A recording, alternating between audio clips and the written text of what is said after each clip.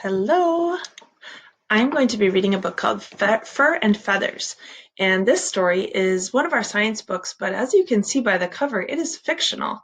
So we are going to use this as our book review for our next writing assignment, and it's an opinion.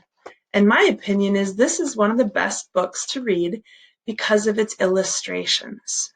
And I'm going to recommend that anybody reads this for the illustrations because they're just absolutely wonderful. So I will start reading Fur and Feathers. When we're done, I'll show you how to do a book review. We usually do a 5 stars. If you would read this book again, best book you've ever read. I don't ever want to read that book again. 3 is not bad. 4 is pretty good. Best book ever. So we're going to learn how to write a book review and recommend the book to a friend. So Fur and Feathers by Janet Halfman, illustrated by Lori Ellen Klein. The howling wind wakes Sophia. Her mother suggests that they count animals to help them forget about the noisy storm. They count together: 1 polar bear, 2 ducks, 3 snakes, and then Sophia is sound asleep. My pages are jumping.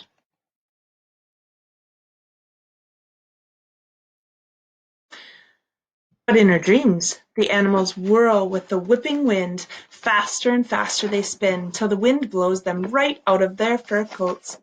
Fur, shells, feathers, and scales fly everywhere. The animals shiver in their bare skin. Can you imagine what it would look like if everything flew off all of those animals? That's just crazy.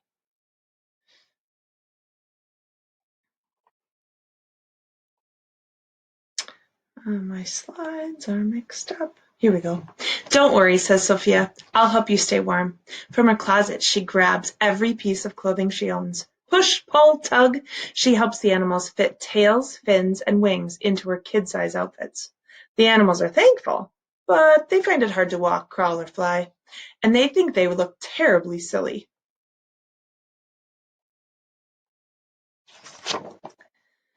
Sophia can tell by their expressions that the animals are not happy.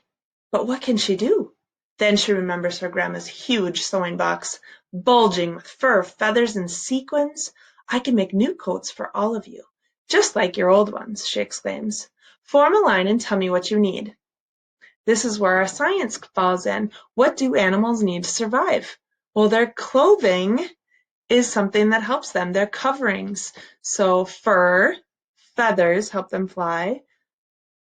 Scales on fish protect them. Let's see, I'm missing a page. The polar bear pads forward first. I need a coat of thick white fur to keep me warm and to help me hide in the ice and snow, she says.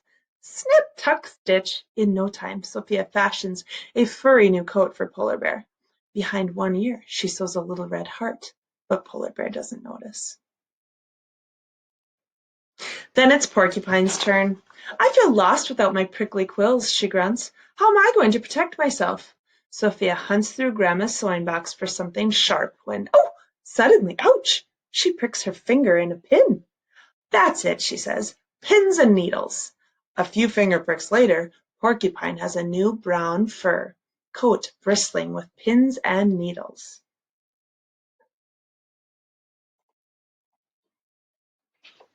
Duck waddles up next. I need lots of feathers to help me fly, he quacks. Sophia pulls a big bag of feathers from Grandma's sewing box. Duck helps her find the right colors. Soon he has gray body feathers and glossy green head feathers, but the white ring he once wore around his neck is now bright blue, Sophia's favorite color. And Mrs. Voegele's, right?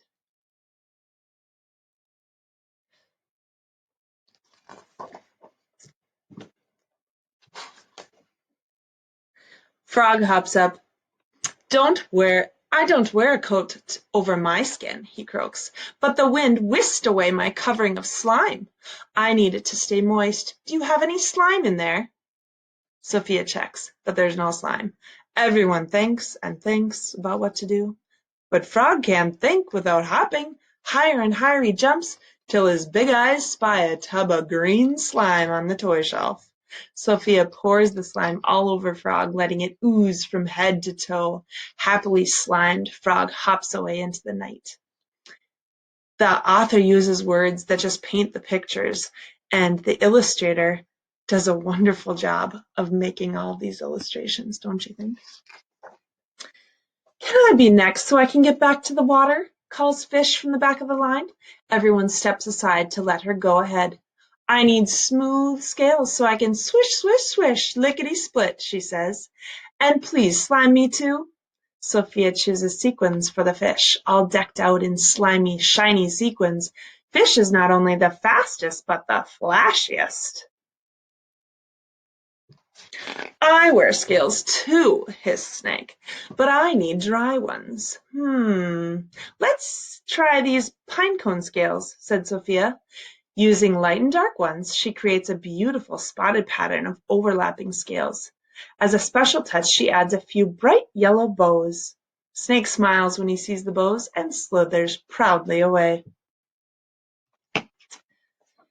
Now Sophia hears a wee voice coming from far below. She bends down to listen. "I need a shell to keep me safe and moist," whispers Snail. Sophia rummages through Grandma's button box, and finds a pretty striped shell for Snail. Then another small voice pipes up. "The wind blew off my colorful wing covers," said Ladybug. "Now I can't warn birds that I taste awful." Sophia cuts tiny new wing covers out of red plastic. On them she draws little black dots and 2 stars. Ladybug opens her new wing covers and extends her flying wings, happy to be a star. All night long Sophia sews new coats for an endless parade of animals, and adds her own special touches. In the morning, when she wakes up, her mother has a surprise. The whole family's going to spend a day at the zoo. "Look!" exclaims Grandma, pointing to a polar bear. "That bear has a red heart behind her ear." Sophia just smiles. Isn't that the best? Do you really think he had a heart behind his ear? Well, these are some questions that scientists ask, and how they classify different animals. One is, does it have a backbone? We have a backbone. What type of skin covering does it have? What did the animals have in the story? Fur, feathers, scales. Does it have a skeleton? An inside skeleton is called an endoskeleton, or an outside skeleton, like some bugs would have, is an exoskeleton. And then how many body parts does the animal have? Does it get oxygen from the air through lungs or from water through gills? Are babies born alive or they hatch from eggs? Oh, all these questions help us answer all these different questions in this story, Fur and Feathers.